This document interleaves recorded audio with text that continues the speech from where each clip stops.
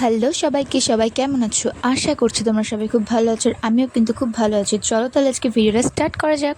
তো আমি প্রথমেই বলে রাখি, আমি এখন যাচ্ছি গিফট কিনতে, আসলে মানে বাগচির বোনের বিয়ের জন্য। তো যাই হোক, তো অ্যাকচুয়ালি আমি যতবার মানে এত এত বছর অবধি মানে যতবার যেখানে যেখানে মেহেন্দি পড়াতে গেছি, ঠিক আছে, সেখানে কিন্তু নেমন্তন্ন সবাই করে, ঠিক আছে, কিন্তু যাই না। ঠিক আছে, আমি কখনোই চাই না, যেহেতু এটা বাগচির দিদি, সরি বাগচির বোন। আর আমাকে ওরা ইনভাইট করেছিল অনেক দিন আগে থেকে, তো সেই কারণেই আমার যাওয়া, তাই জন্য। নয়তো আমি চাই না। যতবার যেখানে যেখানে কাজ করেছি সবাই বলে নেমন্তন্ন করে আসার জন্য, কিন্তু আমি চাই না। যাই হোক, তো তারপর ওর গিফট কিনে নিয়ে আসার পরে আমি এই জুতোটা মানে, আর সব থেকে বড়ো কথা বলে না, টাকা ঢুকছে আমার সব থেকে, মানে আমি বুঝে পাই না এরকম কার সাথে হয়। ঠিক আছে, আমি মনে মনে আসছি, ঠিক আছে, যে ভালো একটা কাজ করলাম, ভালো একটা বেশ টাকা পেলাম, আর ব্যাস চলো আস্তে আস্তে আমার একটা একটা করে জিনিস বিগড়াচ্ছে। আমি জানো সারা বৃষ্টিতে যখন দেখলে তোমরা ভিজে ভিজে আসছি, আমার পুরো একটা জুতো পুরো ছিঁড়ে গেছে, হঠাৎ করে ছিঁড়ে গেছে। আমি জুতোগুলো হাতে করে নিয়ে এসেছি, ঠিক আছে। তারপরে পরের দিন আমাকে জুতোটা কিনতে হলো, কিছু করার নেই। তো যাই হোক, তো আমি ভাবলাম যে এই জুতোগুলো এখন নতুন উঠেছে, এখন ট্রেন্ডিং, তো ভাবলাম চলো এটা নেওয়া যাক। আর পুরো মনস্টারের মতো লাগছে ঠ্যাংটা, সত্যি কথা বলতে আমার খুব বেশ ভালোই লেগেছে। তাই আমি জুতোগুলো পরে আমি মানে নিয়ে এসেছিলাম কিনে, তা পরছিলাম, বেশ ভীষণ হাসি পাচ্ছিলো, কিন্তু এখন ভালো লেগেছে বেশ জুতোটা। আর আমার পারফিউম একটা কিনতে হতো, সেই কারণে নিয়ে নিয়েছিলাম। আর তারপরে ওই দোকানেটা রয়েছে, ওটা আছে কী বলে, সিল্ক অ্যান্ড শাইন, ওটা দিয়ে দেবো, যেহেতু বিয়ে বাড়ি যাবো, একটু চুলটা শাইন করবো। আর বলে রাখি, আমি সকালবেলা যেতে পারিনি এই কারণে, কারণ হচ্ছে গিয়ে মানে মানে আরেকটু সকাল সকাল বেরোতে আমার উচিত ছিল। আর এই কারণে, যেহেতু আমার আগের দিনকে বৃষ্টিতে পুরো ভিজে এসেছি, আর রাত্রেবেলা 9:30-10টার সময় স্নান করেছিলাম, তো সেই কারণে মানে পরের দিন সকালবেলা প্রচণ্ড জ্বর এসেছিলাম, ভাবতে পারিনি যে যেতে পারবো কি না। তারপরে দেখলাম যে না, একটু ঠিক আছি। তো তারপরে দেখতে পেলে আমি ফার্স্টে সাজার আগে আমি ওখানে পুরো পাগলির মতো ছিলাম, জাস্ট আমি শুয়েছিলাম, উঠেই আমি তারপর রেডি হচ্ছিলাম। আর এইখানে আমাকে এতটা সাজা লাগছে বুঝতে পারছি না কেন, কীরকম উদ্ঘট লাগছে লাইটের মধ্যে, ঠিক আছে, আর কেমন লাগছে, ঠিক আছে। তো আমি তো রেডি হয়ে গেছি, একটু বেশি সাদা লাগছে সত্যি কথা বলতে। দেন তারপরে এই যে এইখানটা বেশ ভালো লাগছে দেখতে, আহা।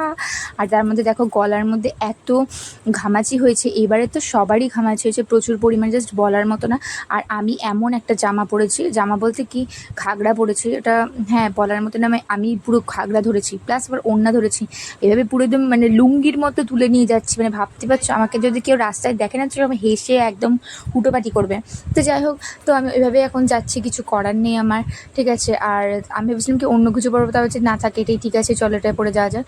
দিয়ে এবার আমি রাস্তার মধ্যে বেরিয়ে পড়েছি। তারপরে আমাকে অনেকটা আগে ভাগেই যেতে বলেছে, কারণ 6:30টার সময় লগ্ন ছিল বিয়ের, আর তাড়াতাড়ি যেতে বলেছে। আমি ঠিক আছে একটুখানি দাঁড়া, আমি রেস্ট নিয়ে যাচ্ছি। আমাকে সকাল থেকে যেতে বলেছিলো, কিন্তু আমি সকালবেলা যেতে পারিনি, আমি ওই জন্য রাত্রিবেলা একবারে যাব, ওখানে ওদের সাথে সবাই একসাথে জয়েন করবো।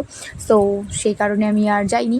আর তারপরে স্টেশনে এসে আমার বন্ধু সকাল, ওর সাথে আমার স্কুলের ফ্রেন্ড, যাই হোক, তো ওর দেখছি হাতে এই মানে প্যাঁচার চোখের আংটিটা দেখে আমার খুব ভালো লেগেছে, আমি সেটা দেখতে একটুখানি। তারপর বলছে কি আমি নেবো, বলছে ঠিক আছে নেই। তারপর নিয়ে কী করবো ভাই, সব ছেলেদের আঙুল আর মেয়েদের আঙুল, আমার তো ওর হাতে, আমার ওর আংটিটা হাতে হচ্ছিলো না, সেই কারণে আমি বলছি ঠিক আছে তুই রেখে দে, থাক আমি নেবো না। একটুখানি দেখি মানে দেখাচ্ছিলাম তোমাদের, এত সুন্দর লাগছিলো আমার। এই মানে ওর হাতে অনেকগুলো আংটি ছিল, কিন্তু ওই আংটিগুলোর মধ্যে আমার এই আংটিটা বেশি ভালো লেগেছিলো, পুরো চমকাচ্ছে আর তাকাচ্ছে, মনে হচ্ছে চোখটা আমার হেভি লেগেছিলো। তো যাই হোক, তো আমি এসেছি, আর আমি যেই ঢুকেছি তখনই ট্রেনটা ছেড়ে দিয়েছে, কি সুন্দর না? হ্যাঁ এটাই হয়, কি করব বলো, আমি তো লেট করে বেরোই। যাই হোক, তো তারপরে এখানে আমি ট্রেনের জন্য অপেক্ষা করছি, আর সবার সামনে ওইদিকে ঘুরে বসিনি, এই কারণে সবাই হাঁ করে দেখবে বলে, ঠিক আছে, এটাই বাস্তব। যাই হোক, তো তারপরে আমি এখানে বসে রয়েছিলাম, তারপর ট্রেনটা কখন আসবে, দেন তারপরে চলে এসেছিলাম।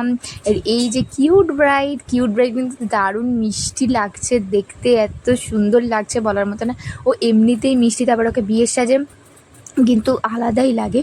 হ্যাঁ, সে যাকেই হোক, মানে কেউ বিয়ে সাজে মানে আলাদাই একটা যাই হোক লুক।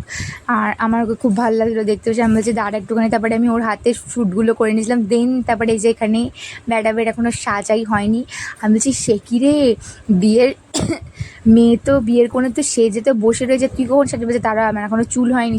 ওই রকম চুলে এসে কতবার ঘোরা হয়ে গেল, ঠিক আছে। তো যাই হোক, তো এখানে তারপরে আমি দেখছিলাম যে ঠিক আছে চলো তাহলে ওরা এখন রেডি হতে থাকুক। তো আমি এসে ওর সাথে দেখা করতে এসেছিলাম ওখানে একটুখানি বসে। দেন তারপরে আমি গায়ের মধ্যে মানে রেডি হওয়ার পরে আমি না পারফিউম দিতে ভুলে গেছি, তাহলে কীরকম বলো, এটা আমার সাথে হয়েই থাকে। তো আমি তারপরে পারফিউম চাইলাম, তারপর দেখলাম রানীর বরেরই পারফিউমটা নিয়েছি, ঠিক আছে।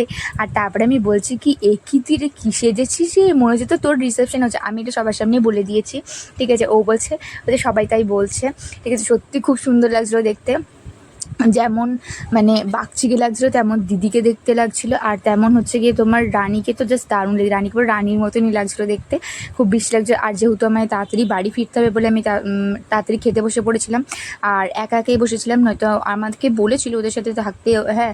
কিন্তু আমার যেহেতু পরের দিন ক্লাস আছে, আমার মেহেন্দি ক্লাস তো শেষ হয়নি এখনও, সেই কারণে আমি আর যাইনি, থাকতে পারিনি। আর এখানে দেখতে পাচ্ছ আমার খাবারটা পুরো একদম জবা খিচুড়ির মতো রয়েছে, আমি মানে কোনটা খাবো করে তাড়াতাড়ি করে তাড়াহুড়োর মধ্যে খেয়ে দে যেমন তেমন করে তাতে দৌড় মেরেছি, কারণ আমাকে বাড়ি ফিরতে হবে। তো তারপরে এখানে দেখতে পাচ্ছ ওরা এখানে বসে রয়েছে, আর এই যে আমি বলে দিলাম যে আসছি, বলছে হ্যাঁ হ্যাঁ ঠিক আছে যাও সাবধানে, এরকম বললো। আর তো সেই কারণে এবার ওদের এখনও বিয়েটা আমার দেখে আসার খুব ইচ্ছে ছিল, কিন্তু পারিনি। আর যাই হোক, তো কী করা যাবে, আর সেই কারণে এবার চলো বাড়ি ফেরা যাক, অনেকটা লেট হয়ে গেছে। আর এমন খেয়েছি বলার কিছু নেই, ঠিক আছে।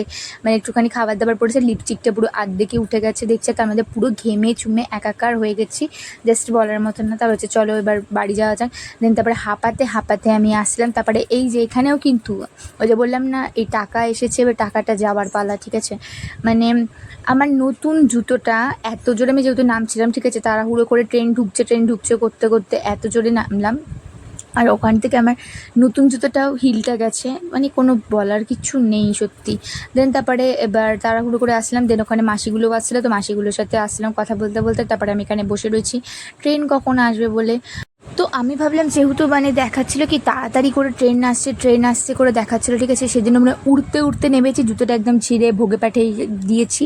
কিন্তু তারপরে হাঁ করে বসে রয়েছি এ কি ট্রেন আসেনি। তারপরে এবার ট্রেনে ওয়্যার ইজ মাই ট্রেনের তো আপডেট দিচ্ছে না, এবার বলছে কি দেখাচ্ছে কল্যাণী ঢুকবে, তো আমরা সেই কারণে হাঁ করে বসেছিলাম।